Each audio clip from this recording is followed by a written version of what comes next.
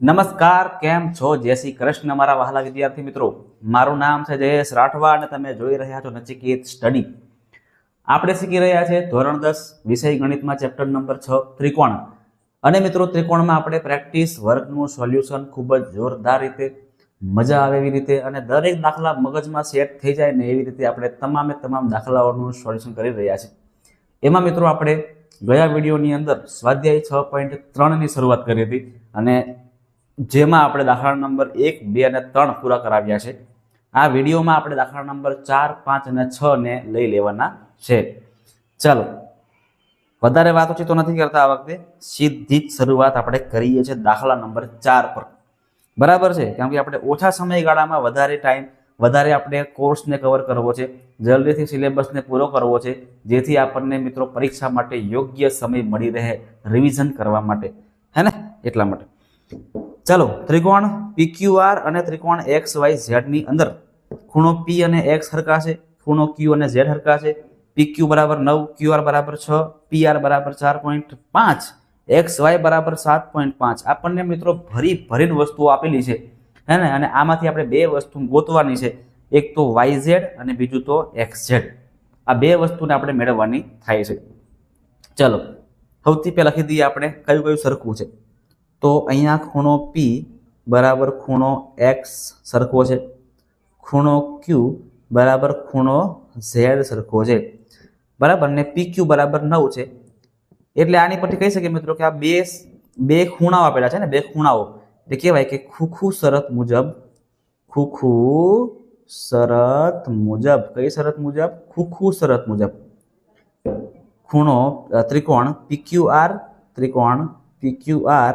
અને ત્રિકોણ X પછી Z અને હવે વચ્ચે Y, તો XZY આ સમરૂપ થાય છે, બરાબર. આ બંને સમરૂપ થાય છે એટલે હવે મિત્રો બાજુઓ કેવી બનશે જો લખીએ છીએ આપણે. હવે તો પહેલા તો પેલું લઈ લઈએ. જોજો, PQ ના છેદમાં XZ લઈ લઈએ છે, PQ ના છેદમાં XZ બરાબર. બીજું કયું છે તો કે QR ના છેદમાં ZY કાં તો YZ, QR ના છેદમાં YZ બરાબર. PR ના છેદમાં XY, PR ના છેદમાં XY. આટલી વસ્તુ રેડી છે.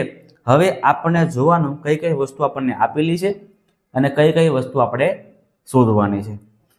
તો સૌથી પહેલા આપણને PQ આપેલા છે, બરાબર છે, પછી QR આપેલા છે અને PR આપેલા છે અને આપણને XY આપેલા છે. આટલી વસ્તુ આપણને આપેલી છે. આ બે જે રહ્યા ને એ આપણે શોધવાના થાય છે. ચલો, તો પહેલા લઈ લઈએ. બીજો મિત્રો, પહેલા આપણે આ લઈ લઈએ છે. પહેલા આપણે આ ગ્રુપ લઈ લઈએ, કારણ કે આ ગ્રુપની અંદર આ ગ્રુપમાં આપણને 3 વસ્તુ ખબર છે, આ એક જ ખબર નથી, એટલે આપણને YZ ઇઝીલી મળી જશે. તો લઈ લઈએ પહેલા એને કે QR ના છેદમાં YZ બરાબર PR ના છેદમાં XY. કિંમતો નાખીએ. હવે QR ની કિંમત કેટલી છે ભાઈ મારા? 6 છે. YZ આપણને ખબર નથી, એ જ મેળવવાના છે. PR ની કિંમત 4.5 છે અને આની કિંમત 7.5 છે. તો 4.5 અને 7.5. જોજો મિત્રો, ઉપર નીચે બંને સંખ્યાઓમાં પોઈન્ટ હોય તો એ પોઈન્ટ ઉડી શકે છે. એટલે ઉડી જ જાય છે, આપણે ઉડાઈ દેવાના અને શોર્ટકટ કરવાના છે.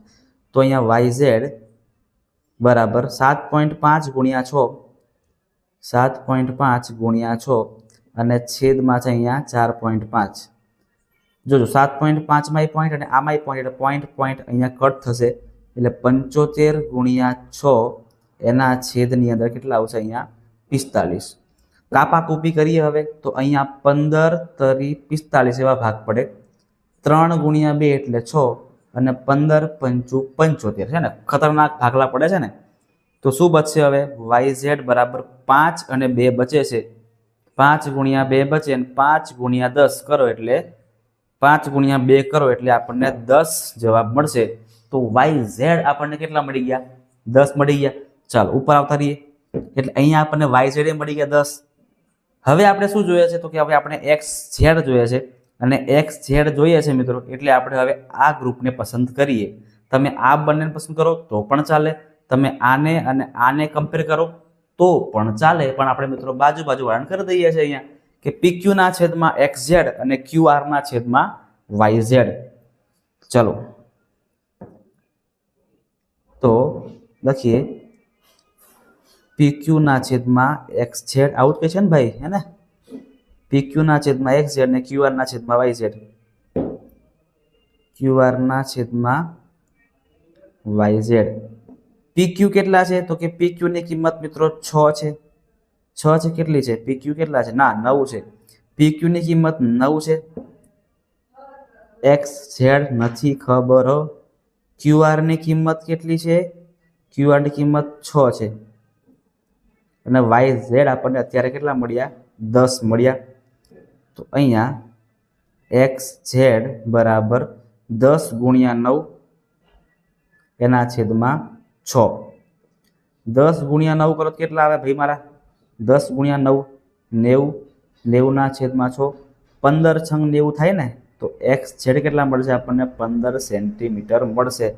લો, આ તમારો જવાબ થઈ ગયો, હે ને? YZ બરાબર 10 સેમી અને XZ બરાબર 15 સેમી તમારો અહીંયા જવાબ થાય છે, હે ને મિત્રો? આ આપણને આટલી વસ્તુ ખબર હોય, આટલી જ વસ્તુ આપણને જો ખબર હોય ને, તો આપણે બધું કામ ખૂબ જ સરળતાથી કરી શકીએ છીએ, કોઈ પણ પ્રકારની મિત્રો ચિંતા કર્યા વગર. ચાલો આગળ વધીએ છીએ. દાખલા નંબર 5 તરફ શું કહેવા માંગે છે ભાઈ?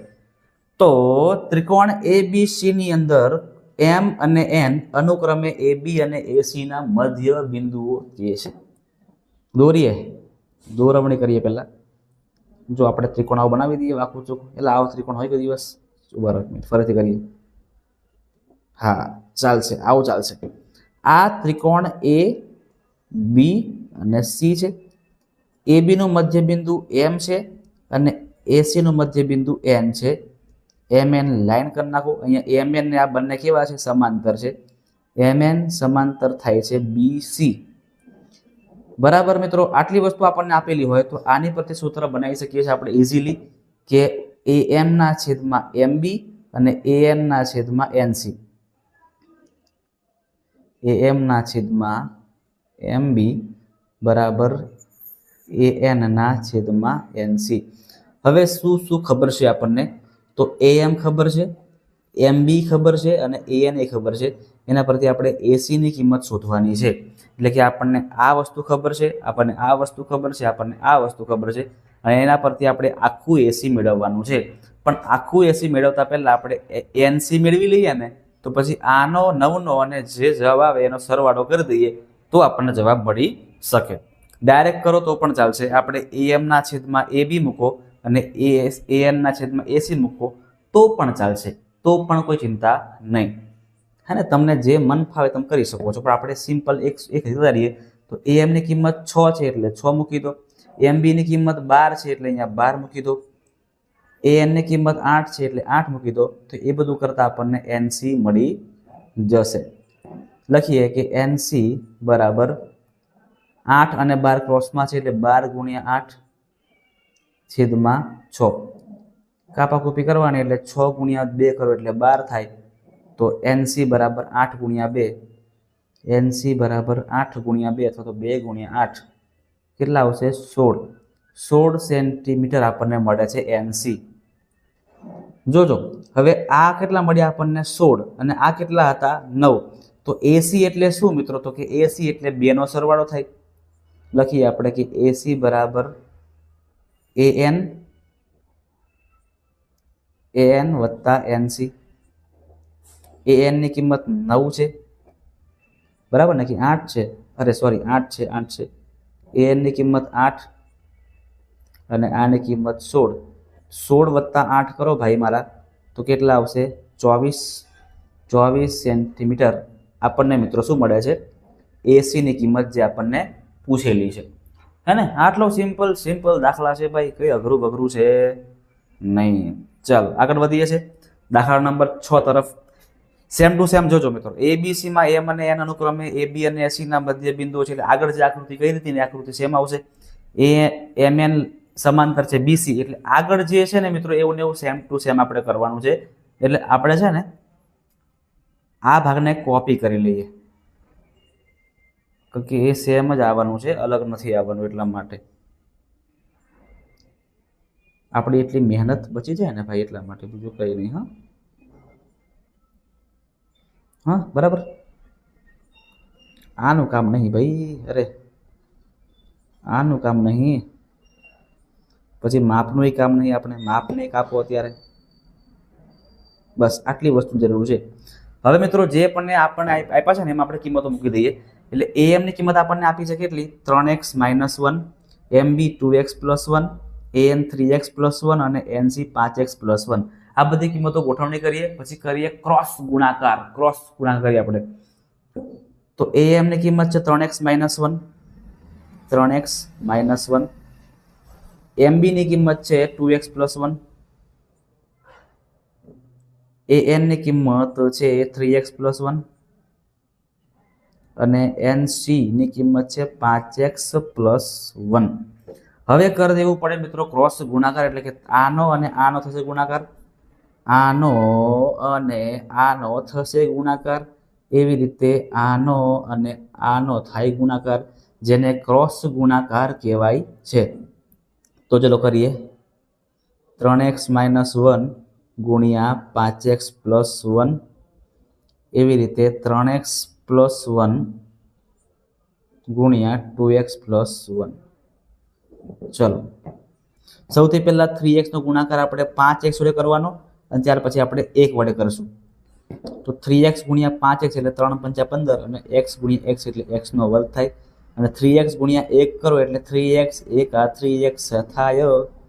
હવે 1 નો ગુણાકાર 5x જોડે અને 1 જોડે કરીએ, તો -1 ગુણ્યા 5x એટલે -5x થાય, અને -1 + 1 નો ગુણાકાર 1 × 1, નિશાની મૂકવાની માઇનસની. સમજી ગયા ને બધા? આ રીતે આપણે કરીએ છીએ, બરાબર. આમાં કઈ મિત્રો નવું છે નહીં, બરાબર. આપણે એક સ્ટેપ મૂકતા નહીં, બાકી ડાયરેક્ટ કરવાનું એ થાય છે. અહીંયા 3x નો ગુણાકાર 2x સાથે કરવાનો અને 1 વડે કરવાનો, પછી 1 નો ગુણાકાર આપણે 2x થી કરશું અને 1 થી કરશું. આ જે રીત છે જે આપણે કરીએ છીએ, પણ આપણે એક સ્ટેપ ઓછો કરી નાખ્યું છે. તો અહીંયા 3 × 2 એટલે 3x નો વર્ગ, 3 × 2 = 6, 6x નો વર્ગ, બંને પ્લસ પ્લસ છે એટલે +2x + 3x અને 1 × 1 થાય. ચલો એટલે અહીંયા 15x નો વર્ગ વત્તા 3x ઓછા 5x એટલે વત્તા ઓછા ઓછા 5 - 3 એટલે 2, નિશાની મોટી સંખ્યા એટલે 5 આગળ માઇનસ એટલે -2 -1. અહીંયા 6x નો વર્ગ વત્તા 2x વત્તા 3x, 3 ને 2 5 થાય એટલે વત્તા 5x + 1. બરાબરની સાઈડ પર જે બધી સંખ્યાઓ છે એને આપણે બરાબરની આગળ કૂદકો મરાવીએ તો માઇનસ થઈ જશે. તો 15x² જોડે આવશે 6x², પણ માઇનસમાં. એવી રીતે -2x અને આ બાજુ સાઈડ પર +5x છે આવશે -5x, -1 તો આ બાજુ છે જ, આ +1 અહીંયા આવશે એટલે -1 બનશે, બરાબર 0. 15 - 6 કરો તો કેટલા આવે? 9x². -2 - 5 કરો એટલે -7x આવશે, અને -1 - 2 આવશે, બરાબર 0. લે અહીં તો બની ગયું આપણું દ્વિઘાત સમીકરણ. હવે આપણે આના શૂન્ય તો મેળવવા જ પડશે, હે ને? શૂન્ય મેળવવા પડશે. તો અહીંયા 9 × 2 નો કરો ગુણાકાર, તો 9 × 2 = 18 થાય. 18 ના ભાગલા આપણે એવા કરવાના છે કે જેને માઇનસ કરતા -7 થાય. તો સિમ્પલ છે, 9 × 2 = 18, 9 માંથી 2 કાપો તો 7 મળે છે.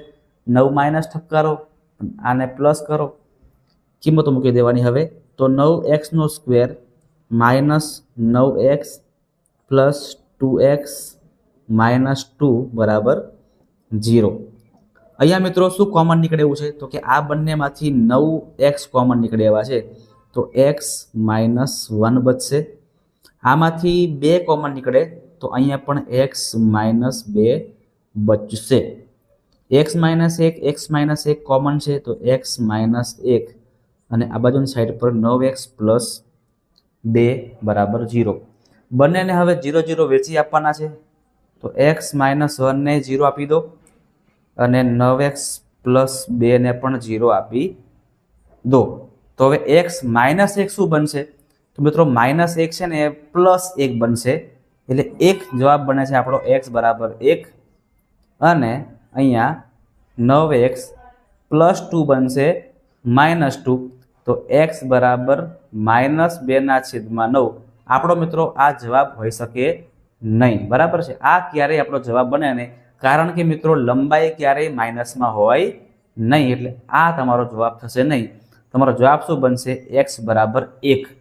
x ની કેટલી કિંમત છે મિત્રો? અહીંયા 1 કિંમત આપણને મળે છે, તો x બરાબર 1 તમારો રાઈટ આન્સર થાય છે. કમ્પ્લીટ છે મિત્રો. તો અહીંયા આપણે આપણો વિડીયો અહીંયા પૂરો કરીએ છીએ. દાખલા નંબર 4, 5 અને 6 આપણે આ વિડીયોમાં પૂરા કરાવ્યા. દાખલા નંબર 1, 2 અને 3 આપણે આની પહેલા જે વિડીયો બનાવ્યો હતો એમાં પૂરા કરાવ્યા છે. અને હવે બચશે 7, 8 અને 9, એ આપણે આની પછી જે વિડીયો આવશે એમાં આપણે પૂરો કરાવીશું અને 6.3 ને આપણે ફિનિશ કરીશું. ત્યાં સુધી મિત્રો તમને વિડીયો ગમ્યો હોય તો વિડીયોને લાઈક મારી દેજો, તમારા મિત્રો સુધી વિડીયોને શેર પણ કરજો. અને જો તમે ચેનલ પર નવા છો, પહેલી વાર આવી રહ્યા છો, વિડીયો પહેલી વાર જોઈ રહ્યા છો, તો મિત્રો ચેનલને ખાસ સબસ્ક્રાઈબ પણ કરી નાખજો. અને જે બાજુમાં બેલ આઇકન છે ને એને પણ ખાસ દબાવવાનું ભૂલતા નહીં. જ્યારે પણ વિડીયો મિત્રો અહીંથી અપલોડ થશે તો તમને તરત નોટિફિકેશન મળી રહે, એટલા માટે તમારે બેલ આઇકનને ખાસ દબાવવું જરૂરી છે. તો મળીએ છીએ નેક્સ્ટ વિડીયોની અંદર. આ તમામ દાખલાઓને ફરીથી મિત્રો એકવાર પ્રેક્ટિસ કરી લેજો.